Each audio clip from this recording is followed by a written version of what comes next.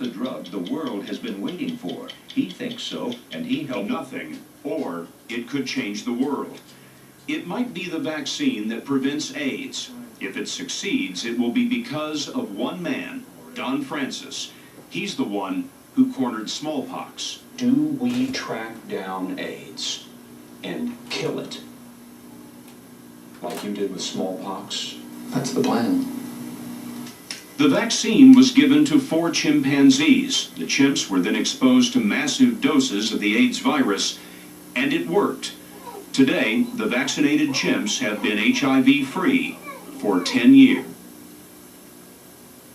The liquid in this bottle could either be nothing or it could change the world. It's called GP120, and it might be the vaccine that prevents AIDS. If GP120 succeeds, it will be because one man, Don Francis, wouldn't let it die. GP120 has powerful enemies. Funding for it has been eliminated again and again. But because of Francis, GP120 is now being injected into nearly 8,000 volunteers in the first full trial of a potential AIDS vaccine. Francis is one of the world's leading scientists in the field of infectious diseases, and now he's betting his career and reputation that GP120 is the answer to AIDS. There are no human viruses that kill 100% of the people that they infect. HIV is extremely close to that 100%. Worst thing you'd ever seen? Certainly the worst thing I've ever seen by now. Don Francis has seen millions of lives wiped out by epidemics and millions of others saved by vaccines. He's an epidemiologist living in the hills outside San Francisco. For Francis, epidemiology is science and shoe leather. He can tell you stopping a plague takes a vaccine, courage, and force of will. It's all about endurance. Perhaps his greatest success was 25 years ago. Francis led a team from the Federal Centers for Disease Control to Bangladesh and ended a centuries-old scourge, one patient at a time. You cornered smallpox. We cornered smallpox, pushed it off the face of the earth. How'd you do it? If you can corner that last person and insulate them from everybody else, that is, put a wall of vaccinated people around them, there's no place for the virus to go, and it dies off. A year later, in the Horn of Africa, Francis landed in the middle of another fast-moving epidemic, one that killed within hours both the victims and the doctors who treated them. It was the Ebola virus. The first week in the total unknown darkness was terrifying. Why terrifying? We did autopsies on humans, and any of those with a slip of a scalpel or a slip of a needle would likely kill you. Was it worth it? Sure. As long as you survive, it certainly is worth it. If you're lucky. If you're skilled. Ebola and smallpox taught the young epidemiologist 2 lessons: risk everything, stop at nothing. And so in the late 1970s, when a mysterious new epidemic developed in gay men, Francis knew that it would take prevention and ultimately a vaccine to stop it. Francis was put in charge of the AIDS lab at the CDC, and that's when his problems began. In those days, there wasn't much concern about an epidemic that seemed confined to gay men. Don Hicks was one of the microbiologists working in Francis's lab. What did you see? It was a horrible time for everyone. Horrible, horrible. I just think that they didn't have a concept of how serious it was and how fast it would spread. Nobody was listening to Don Francis. No. Francis tried to persuade the Reagan administration to spend money on AIDS prevention. And the White House said what? No. You must not have understood that. Unfortunately, I understood it. The answer that was quoted to me that came down from Washington was, we're supposed to look pretty and do as little as we can. To Francis, that was unacceptable. For me personally, it was against my entire training as a doctor trying to maintain the health of the public to sit back and watch an epidemic burn. In 1984, Francis sent the newly identified HIV virus to the biotech company Genentech. The goal was to develop a vaccine to prevent AIDS, to stop the virus's deadly life cycle.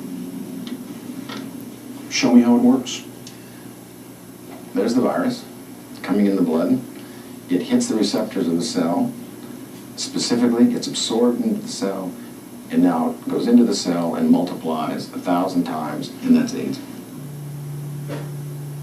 The challenge was to make a vaccine that could prevent the virus from invading the cell. Now you've immunized the individual, and there are antibodies floating around in the blood, and the yellow little things are antibodies. They stick to the virus, and the virus can't find the receptor then, drifts off and dies on its own. So it's blocked. So it's blocked, and that is true prevention of infection. It can't get After inside 6 years of trial and error, Francis had a potential vaccine, GP120. GP120 was given to 4 chimps like these. The chimps were then exposed to massive doses of the AIDS virus, and it worked.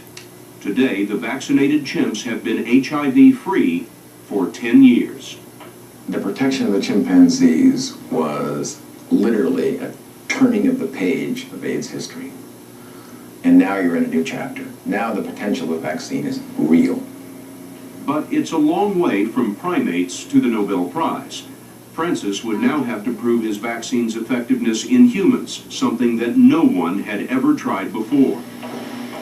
Among the skeptics was Dr. Anthony Fauci, head of infectious diseases at the National Institutes of Health, and the man who controls the money for vaccine trials. The science that I know, given the limitations of our knowledge of the immune response to HIV vis-a-vis vaccine, suggests to me that this is not going to be a home run, and it might not even be a level of protection that would go anywhere. You don't know whether GP120 works. You don't know. My scientific opinion is that it will work. But I don't know. You do a study to find out if it works. You know it's not just your scientific opinion. You believe that it works, don't you? Of course. I wouldn't be doing this if You- I didn't believe it worked. Believe it in your heart. It's true. Is that faith or science? Pure science. A little bit of faith. Maybe a little bit of faith. Following his faith, Don Francis quit the CDC in 1992 and joined Genentech, the company that had developed GP120. Together, they managed to convince the NIH and Dr. Fauci to pay for a limited test of the vaccine in humans. That first trial involved 57 volunteers, and it proved that GP120 was safe. A second trial involving 296 volunteers showed that the vaccine did induce an immune response, although 7 of the volunteers became HIV positive. And that told us, very much like other vaccines, that this vaccine is not 100% effective from the moment you get your first dose. Not surprising. Discouraging. A bit discouraging, but no vaccine, especially the first generation vaccines, you would expect to meet that. GP120 was ready for a third and final trial, a trial designed to determine just how effective the vaccine could be. Phase 3 would take thousands of volunteers and cost millions of dollars. Francis was sure that the NIH would fund it. A meeting was held on whether to proceed with Phase 3, but the meeting deadlocked, and Dr. Fauci decided he couldn't go ahead. The feeling was that given the limitation of resources, that the resources would best be utilized pursuing other directions. It was merely a matter of prioritization. So you can't see anything. Fauci believes that too little is known about how HIV attacks the immune system to create an effective vaccine. You seem to be suggesting that our understanding of the immune system is one of still bumping around in a darkened room. Our understanding of the immune system's response to HIV is bumping around in a room. We know a lot. Absolutely. It's an extraordinary virus. It's an extraordinary virus. We are still struggling with trying to understand just what it is that can and will protect people. You know, there might be some people who'd make the argument that in the chimpanzee studies, GP120 did extraordinarily well. It went through the phase 1 trial very, very well. You've got a disease that has no cure and there's no vaccine. Why not? Yeah. Give it a try. It wasn't an easy decision, but it was a decision based on a lot of good scientific advice from people. That advice was simply this: GP120 may work in the bloodstream, but it won't work inside the cell. If the HIV virus gets past GP120 in the blood, then the cells are sure to be infected. In a letter to Science magazine, more than 50 doctors and researchers said that, in their opinion, GP120 does not induce immune responses of significant potency to be an effective vaccine. Francis insists GP120 has already shown too much promise to be discarded now. If you have a tool that could potentially stop HIV in its tracks and prevent the HIV epidemic around the world, that's not something I can sit back and just walk away from. That's something that has to be moved forward. But GP120 wasn't moving anywhere. In terms of vaccines, a death sentence from the NIH is almost always fatal. Still, Don Francis wouldn't give up. Based on the initial NIH trials, a new and improved version of the vaccine was developed.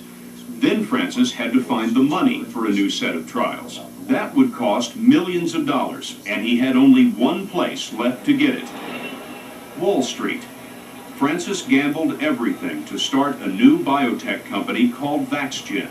Investors put up more than $100 million for pure science and a little bit of faith. At that point, we truly had money. We were not begging for any other support from a government organization or from Genentech or any other private sector. We had our own money. We hire our own people, find our own offices, and just move ahead. And you could do your trial if you damn well And chose to. we were going to do our trial because we damn well chose, yes. But now Francis needed something that money couldn't buy: volunteers, nearly 8,000 of them. And not just anyone would do.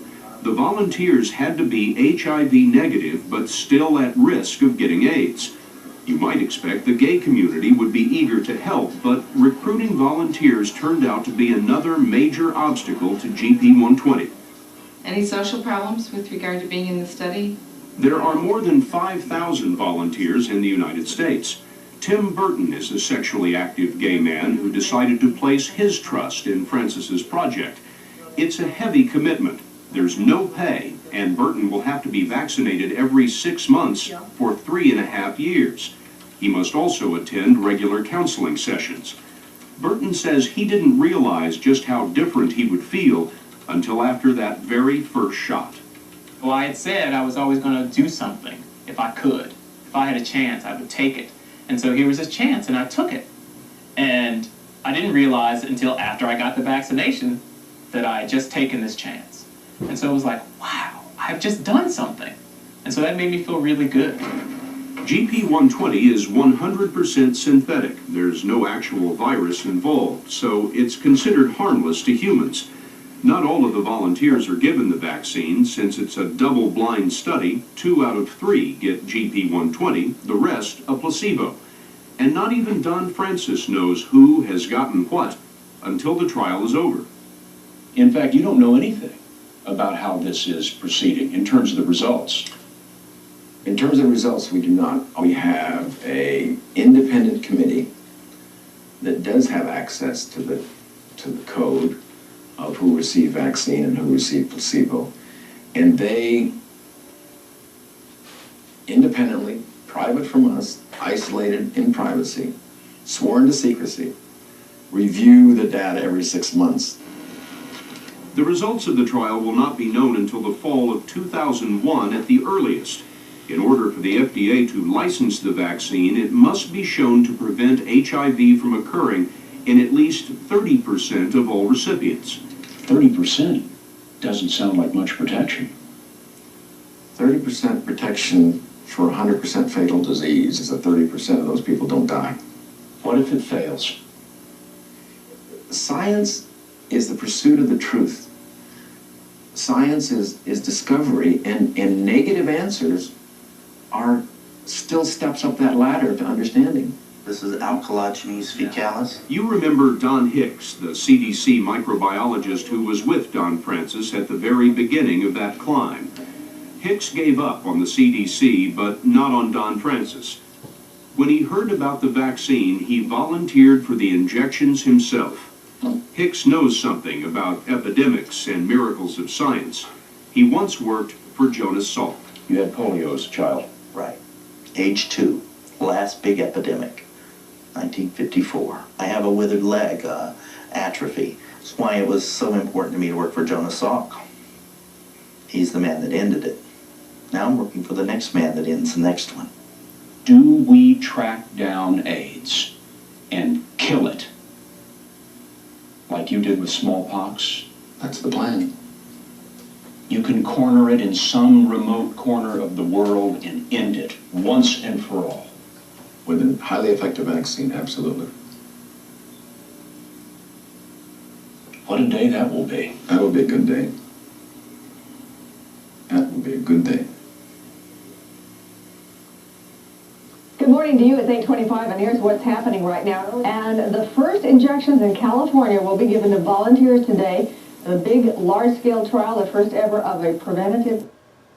Again, of how technology helps us to understand the astonishing things that go on inside the human body.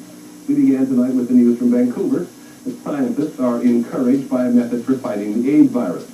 Now, ABC's Robert Kulwitz takes us inside to see in detail what is going on. To understand how these medicines work, first we should show you this spaghetti-like object, a T-cell magnified 12,000 times. Its job is to fight germs that invade our body. And this is an HIV virus, much smaller. It's magnified 2 million times. Once the virus enters our body, it has to find and attack the T-cell. So here's the virus floating along, approaching that large T-cell, and as it approaches, it senses, yes, this is what I've been looking for. It locks onto the cell. And now what you're watching here is a real virus shown actually burrowing into a cell. And then the virus will shed its skin right there and inject genetic material, its own coded instructions, deep down into the cell, where the instructions reconfigure and invade the headquarters of the cell, the nucleus. They slip into the cell's DNA, snap themselves into place, and the virus can now take over the machinery of the cell, can take command at any time. So here you have the mighty T-cell, mortal enemy of the virus, captain of the immune system, but now it's at the virus's mercy. And when the virus is ready, it tells the cell to spawn, to make hundreds and hundreds of new viruses. So if you look here, up at the cell surface, this photograph shows an actual virus emerging from the T-cell, pushing out and out into the bloodstream. And there are more and more and more. And if you pull back, all those little dots there are viruses flooding out of the cell. There are so many. Let's move back in. Here they are in close-up. Each ball is a new virus stealing energy and food from the cell, eating it alive. And if you move in further, you see those black spaces? Those are gashes and tears as the viruses rip the cell apart until it dies and floats off, pocked and cratered like a dead planet. And this process produces 1 billion new viruses in an infected person every day. And this process produces 1 billion new viruses in an infected person every day. But now we have medicines, actually combinations of medicines that slow or maybe even stop the process.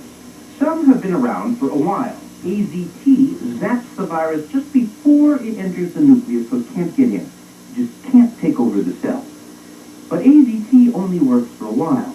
A new group of drugs, protease inhibitors, zap the virus as it leaves the nucleus and starts to spawn, so it can't spawn, can't spawn, can't spawn.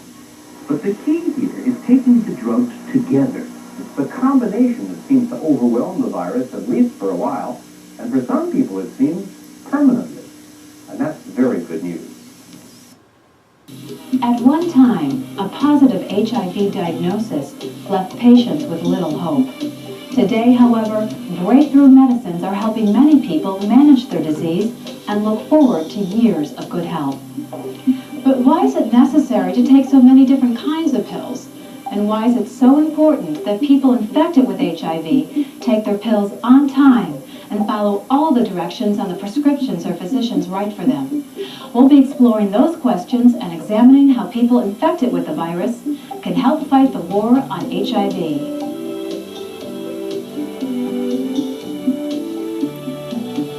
To understand how we're fighting the war on HIV, we must first understand how HIV, the human immunodeficiency virus, attacks the body and forms resistance to drug treatment. You may already have a basic understanding of how HIV, traveling in the bloodstream, attaches itself to a CD4 cell, sometimes called a T helper cell. This is a white blood cell that is part of your immune system, the system that is designed to help your body fight infection. But when HIV invades, it turns CD4 cells into HIV factories that will produce billions of more HIV viruses every day. Well, how does the virus do that? How does it turn the very beneficial CD4 cell into the enemy? To understand that, we have to go inside the cell itself, right to the battleground of the war on HIV. This is where the virus employs its first battle strategy. Once the virus is attached to the CD4 cell, two single strands of HIV RNA enter the CD4 cell.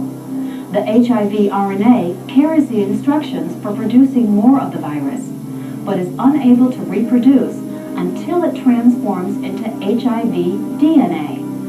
Only one of the two RNA strands will actually infect the CD4 cell.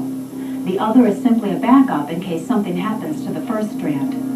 In order to reproduce, the single-stranded RNA must convert to double-stranded DNA. It does this with the enzyme known as reverse transcriptase. The HIV DNA then moves into the nucleus, the very heart of the CD4 cell, where it becomes part of the CD4 cell's own DNA. Once HIV DNA is in the nucleus, it hijacks the CD4 cell and instructs the cell to produce HIV virus in the form of a protein. Up to 10 billion copies of the virus are produced in the body each day. With that many chances, the CD4 cell sometimes makes mistakes in producing the protein. These mistakes, or mutations, can be beneficial to the virus and harmful to the person who is infected, because, as we'll discuss later, the mutations may actually help the virus resist treatment. After the protein is produced, another enzyme called protease cuts the protein into usable strands that form new virus with its own RNA. The copies of the virus are then sent out to attack other CD4 cells. CD4 cells are found in two stages, activated and resting. Activated CD4 cells have been turned on and are dividing for the purpose of actively fighting infection.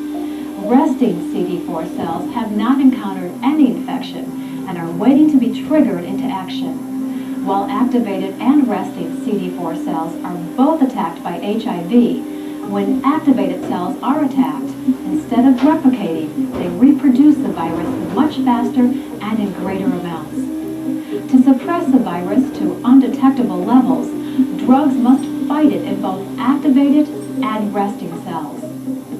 It's important that you know how HIV works, so you can understand how different types of drugs called antiretrovirals stop the virus from completing its reproductive cycle.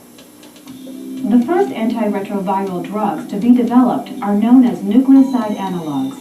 The virus begins to produce its DNA, but the nucleoside analog doesn't allow it to complete the process, and the incomplete DNA is unable to make the CD4 cell produce new copies of the virus. Some nucleoside analog drugs, such as Zerit and Retrovir, are known as thymidine nucleoside analogs. These drugs seem to work more effectively in activated CD4 cells, those cells that are actively dividing and fighting infection.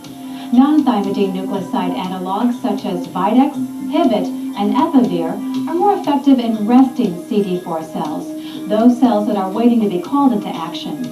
Many physicians will prescribe both a thymidine and a non-thymidine nucleoside analog so that the war on HIV is fought in as great a number of CD4 cells as possible to prevent HIV from making copies of itself.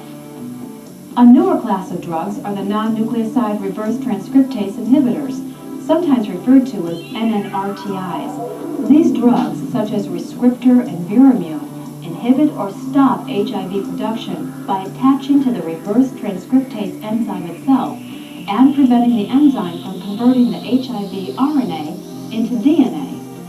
Protease inhibitors such as Inverase, Crixivan, Norvir, and Viracept work at the final stage of the virus reproduction cycle. These drugs prevent the protease enzyme from cutting the HIV proteins into usable lengths. That means the protein cannot be successfully assembled and released from the CD4 cell to do further damage. No drug is 100% effective in stopping the virus from reproducing. That's why physicians often prescribe several antiretroviral drugs. Recent treatment guidelines recommend a combination of drugs that usually includes a thymidine nucleoside analog and a non-thymidine nucleoside analog as the core of treatment. Sometimes they will also add a third agent. Most often it's a protease inhibitor, but it also could be an NNRTI. To recap, the thymidine nucleoside analogs such as Zerit and Retrovir work most effectively in activated CD4 cells. The non-thymidine nucleoside analogs such as Videx, Hibit, and Epivir work most effectively in resting CD4 cells. NNRTIs such as Rescriptor and Viramune bind to the reverse transcriptase enzyme and prevent it from converting HIV RNA into DNA. And protease inhibitors such as Inverase, Crixivan, Norvir, and Viracept prevent the protease enzyme from assembling and releasing HIV copies from the infected CD4 cell. The decision concerning when to begin therapy and what therapy to use for an HIV-infected person is best made by the physician and a fully informed patient and is based on many factors. Among the factors physicians take into account before starting therapy are the viral load, or the amount of HIV in the body, the CD4 cell count, and AIDS symptoms. As the virus grows in the body, CD4 cells are destroyed and decrease in number. When effective medication is introduced, the viral load begins decreasing, while the number of CD4 cells increases. People who are able to reduce their viral load below the level of detection have had the best results with treatment. Some physicians may prescribe medication at any viral load or CD4 cell count. However, since the goal of HIV treatment is to lower the viral load as much as possible, the higher the viral load and the lower the CD4 cell count, the more likely it is that a physician will prescribe therapy.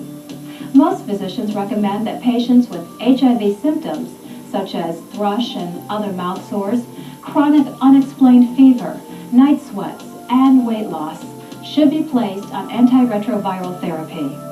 Once a person infected with HIV is placed on drug therapy, it's very important that the medication be taken as prescribed, every dose, every day, because when treatments are missed, the virus has a chance to regain its foothold.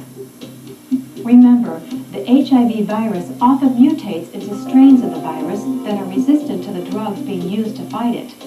By keeping the viral load as low as possible, there is less opportunity for these mutations to be produced and spread. Each drug is prescribed at a dose that has been shown to be most effective, so it's important each is taken precisely as it's prescribed.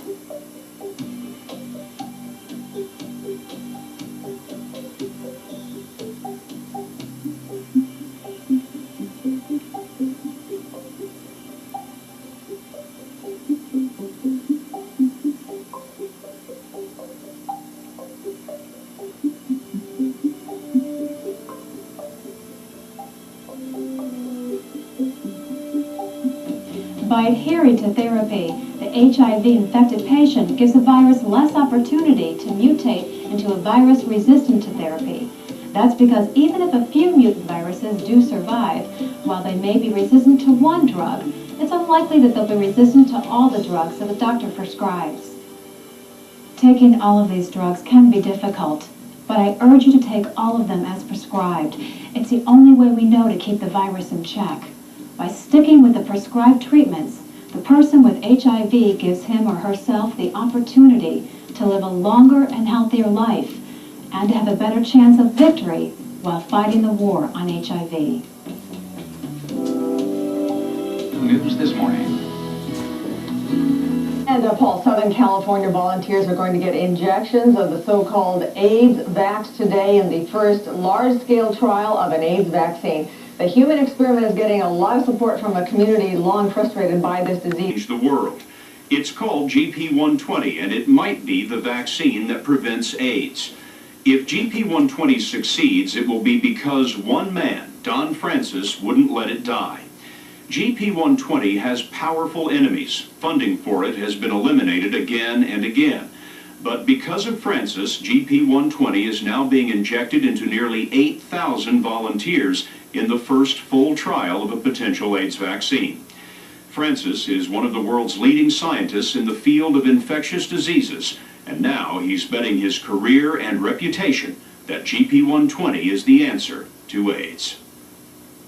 There are no human viruses that kill 100% of the people that they infect.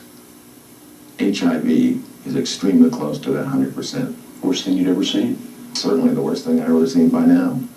Don Francis has seen millions of lives wiped out by epidemics and millions of others saved by vaccines. He's an epidemiologist living in the hills outside San Francisco. For Francis, epidemiology is science and shoe leather. He can tell you stopping a plague takes a vaccine, courage, and force of will. It's all about endurance. Perhaps his greatest success was 25 years ago. Francis led a team from the Federal Centers for Disease Control to Bangladesh and ended a centuries-old scourge, one patient at a time. A scalpel or a slip of a needle would likely kill you. Was it worth it? Sure. As long as you survive, it certainly is worth it. If you're lucky. If you're skilled. Ebola and smallpox taught the young epidemiologist two lessons: risk everything, stop at nothing. And so in the late 1970s, when a mysterious new epidemic developed in gay men, Francis knew that it would take prevention and ultimately a vaccine to stop it. Francis was put in charge of the AIDS lab at the CDC, and that's when his problems began. In those days, there wasn't much concern about an epidemic that seemed confined to gay men. Don Hicks. You cornered smallpox. We cornered smallpox, pushed it off the face of the earth. How'd you do it? If you can corner that last person and insulate them from everybody else, that is, put a wall of vaccinated people around them, there's no place for the virus to go, and it dies off.